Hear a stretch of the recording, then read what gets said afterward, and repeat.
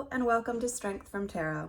I'm Jackie and today I'm going to be doing the Tarot Tribe tag. This is a VR and the tag was created by V-Love and Crystals, Tarot Vibe Oracle, and Tarot Magician.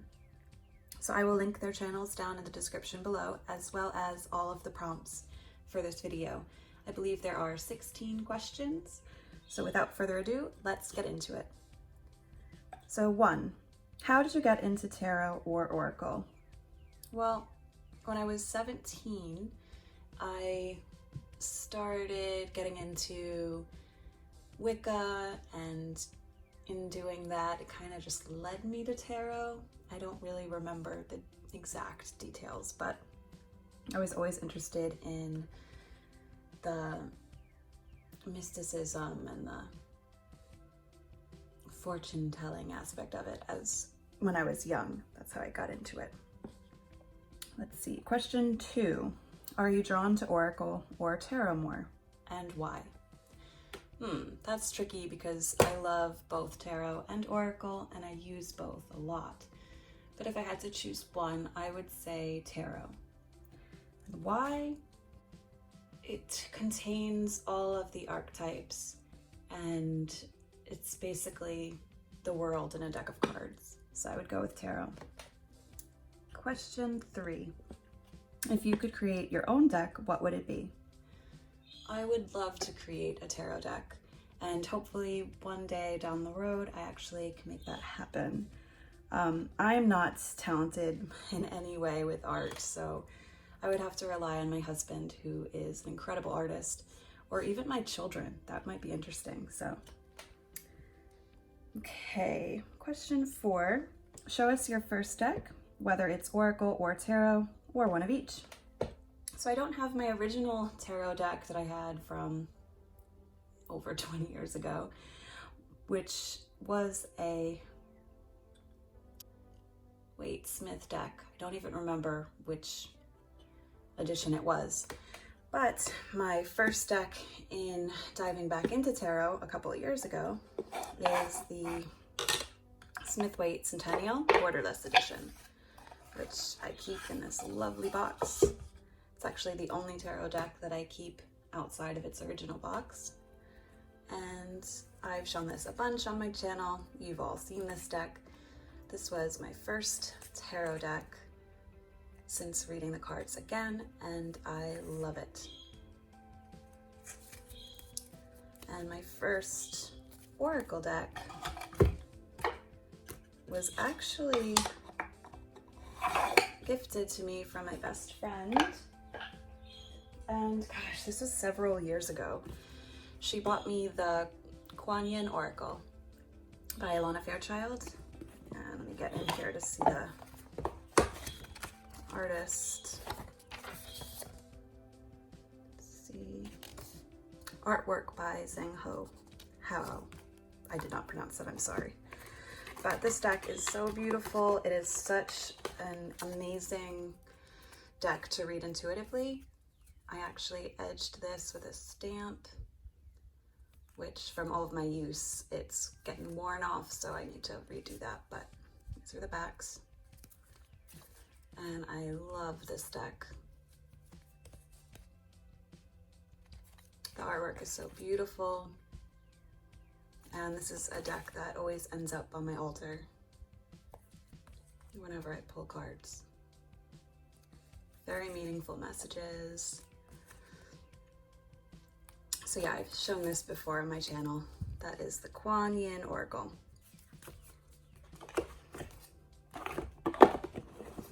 Okay, let's see. Number 5. Show us your recent deck. Oracle, tarot, and recent crystal. Why were they calling to you? So the last oracle deck that I purchased is the Santos and Signs Oracle deck by Melissa Lucia. And this is such a neat oracle deck. You could read it so many different ways. There are these tiny little, almost like affirmations.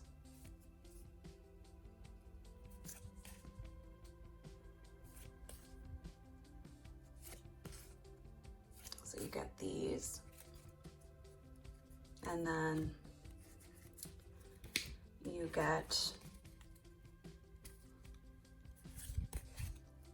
these beautiful pictures of road signs and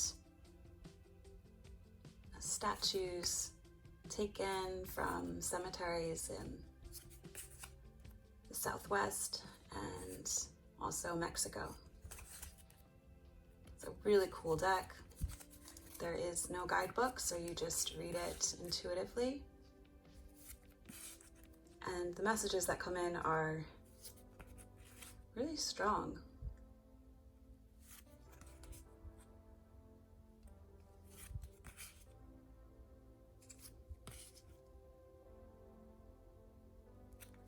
And I'm meaning to do a thorough walkthrough of this deck on my channel, so keep an eye out for that. So that's the Santos and Signs. Now, technically, this wasn't the last deck that I purchased, but it was the last deck that came into my collection because it was ordered, it was pre-ordered, so it didn't actually come to me until recently, just a few weeks ago.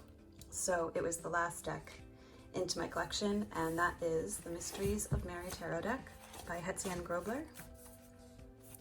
And this deck is so beautiful. These are all little shrines that Hetzian created and then took photos of. So much love and beauty went into this deck. And every time I do readings with it, it's like a hug. The messages are so loving and gentle, nurturing.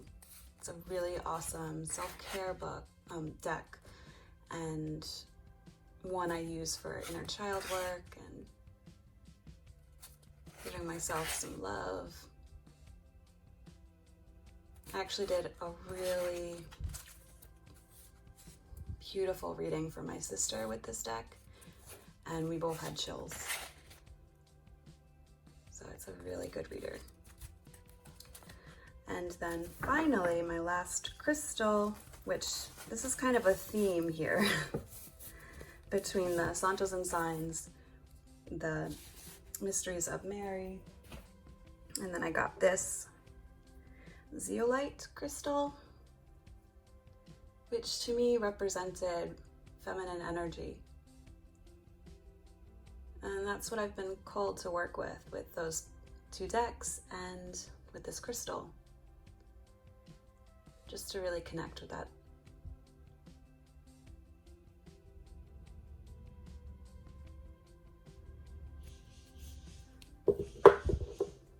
So question 6. If you could share a tip with someone learning tarot for the first time, what would it be? So I guess it would be the biggest help for me when I was learning was I would pull a card and I would study the card and write down anything that came into my mind or that I felt from looking at the card. And only after then would I read in whatever guidebook or tarot book I was using to just affirm messages I received, and also to just gain a better knowledge on the card. So it really helped me to learn the cards pretty quickly, and yeah, I definitely recommend that. So pull the card, don't look at the guidebook yet, write down what you feel, what you get, and then read the guidebook. So that is my tip. Question 7. First tarot tuber you followed, and that was Jess from Bahati Life. I love her readings that she gives, and her knowledge on astrology is incredible. I always enjoy watching her videos. All right, question 8. What was life before tarot or the holistic path for you? Where did you come from? So before tarot, I was raised Catholic, and it's just never really fully resonated with me. I don't like how much is man-made with religion. So that's what set me off on my own spiritual journey. And it was actually this book. It was The Way of the Peaceful Warrior, I believe, by Dan Millman. But it's just got me thinking about a different way. And yeah, so question 9, favorite go-to spread, top 3. So my first is from Marie White, and that is a 3-card spread, and it is within, without, and advice. So that is my pretty much go-to if I'm going to be doing a spread. A lot of times when I do my readings, I kind of just have a question in my mind, and then I will just lay out cards at random and kind of go from there. So I don't really have a set spread. But when I do go for a go-to spread, this is definitely my first choice. My second favorite spread would be my month ahead spread. And I usually just do 1 card to represent each week. So I'll do for week 1, week 2, week 3, and week 4. So that will be my month ahead spread, and I'll go back each week too and do a review of the week to see how the cards played out. And since I really don't rely on spreads a lot, what I'll do is, you know, if I see a really cool one on Instagram or from a fellow YouTuber, I love to try out those spreads because it's fun to switch up how you normally do your tarot reading. So my third would be like any tarot spread that I find. Okay, question 10. Most anticipated deck of 2020. And that deck would be the Valeda Woods Tarot. I am so obsessed with the Valeda Oracle, and I'm so excited to get my hands on this tarot deck. 11. What's your tarot wish list? So of course, the Valeda Woods Tarot is on my wish list. Dusk to Onyx is on my wish list, and hopefully I will be able to get that sometime this year. I also want to get